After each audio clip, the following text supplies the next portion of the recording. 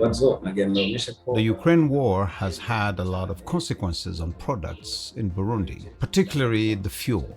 There are also other merchandise imported from the countries in the region, which import them from markets in Russia and Ukraine.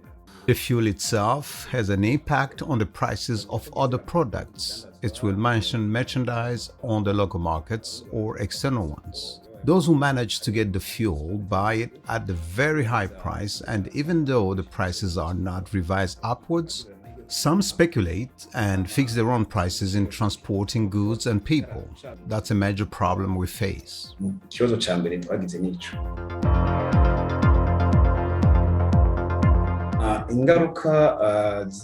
The consequences on the economy of the country, mostly when we lack the essential products like fuel, the economic progress stalls. I will let you know, for example, that employees don't get at their workplace on time because they go to look for fuel and the country itself cannot implement most of its projects. There are some development plans that are going to be affected. Burundi depends on aids, and if the situation does not change, the decision taken by different partners will have an effect on the country's economy, an economy already weak.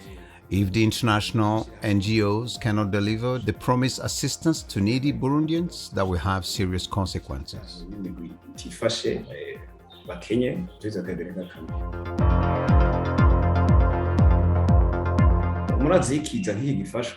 You know, when such a crisis occurs to countries normally organize themselves according to their economic power or aids they receive. So, in such a situation, urgent decisions are hard to take. I will tell you that no measures have been taken so far, but they are thinking about it, I suppose, even though there is some information we do not have.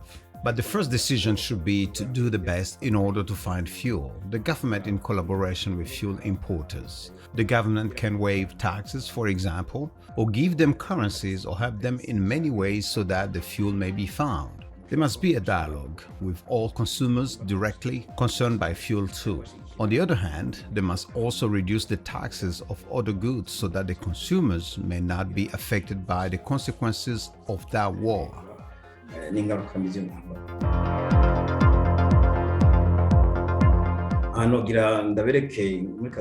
Regarding the future of the country, I will give you a picture of a triangle. Burundi has relations with countries which support Ukraine, but also with Russia.